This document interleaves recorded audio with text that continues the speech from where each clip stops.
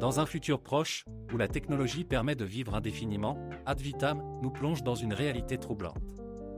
Imaginez un monde où la mort n'est plus inévitable, mais où cette immortalité a un prix. L'inspecteur Darius Asram se retrouve face à une enquête complexe, avec des jeunes adultes mystérieusement décédés. En explorant ce réseau secret qui manipule la vie, il remet en question tout ce que nous savons sur l'existence humaine. Les personnages, hantés par leur quête d'immortalité, illustrent les tensions entre le désir de vivre éternellement et la réalité de la souffrance. La série soulève des questions éthiques profondes, que signifie vraiment vivre? Dans un monde où les relations deviennent superficielles, la solitude s'installe. Ad Vitam nous pousse à réfléchir sur notre rapport à la mort et à la vie, tout en nous entraînant dans une intrigue captivante où mystère et drame se rencontrent. Ad Vitam est une série française de science-fiction créée par Thomas Caillet. Elle se déroule dans un futur où la technologie permet aux personnes de vivre indéfiniment grâce à des procédés de régénération cellulaire.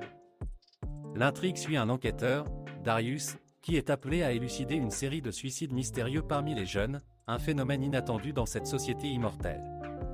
Au cours de son enquête, Darius fait équipe avec une jeune femme nommée Krista, qui a ses propres motivations personnelles liées à ces événements tragiques.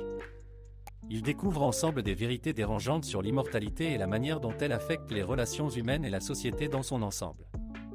La série aborde des thèmes profonds tels que le sens de la vie, la souffrance et le désir d'échapper à l'éternité. La narrative est à la fois intrigante et immersive, évoquant des questions philosophiques sur la mortalité et les choix existentiels.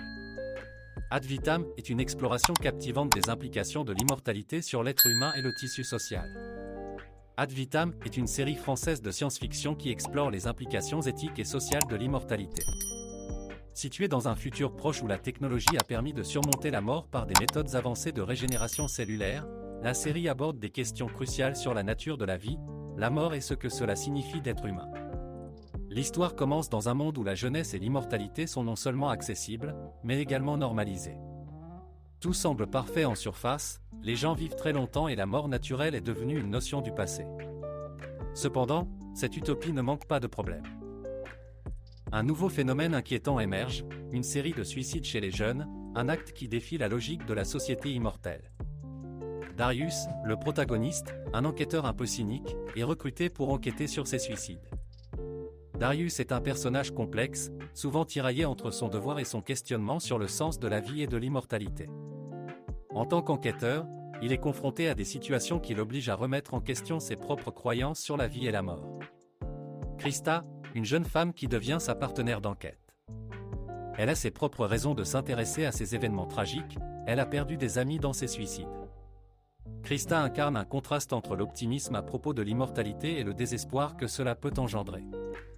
Son personnage apporte une dimension émotionnelle forte à l'intrigue. La série explore des thèmes variés, la mort et l'immortalité, que signifie vivre éternellement? La série interroge les conséquences morales et psychologiques d'une vie sans fin. La peur de la mort, qui a historiquement motivé l'humanité, devient paradoxalement insignifiante dans ce monde où la mort ne semble plus être une option. Les relations humaines, l'immortalité change fondamentalement la façon dont les gens se connectent. Les liens affectifs sont mis à l'épreuve, les personnages doivent faire face à des pertes et à des séparations qui n'ont plus le même sens quand la mort n'est plus un facteur. Le sens de la vie, la série pousse à réfléchir sur ce qui donne un sens à la vie lorsque la mort est absente. Les personnages se demandent s'il est encore possible de trouver un but ou une signification dans un monde où tout semble figé dans le temps. La nature humaine, des éléments de l'humanité, comme la souffrance et la quête de la vérité, restent irréductibles. La série montre que même dans un avenir où l'immortalité est possible, les problèmes émotionnels et psychologiques demeurent. Ad Vitam réussit à créer un univers captivant qui mélange enquête policière et réflexion philosophique sur la condition humaine. Les événements mystifiants, couplés à la profondeur des personnages, suscitent une réflexion sur ce qu'il signifie réellement vivre.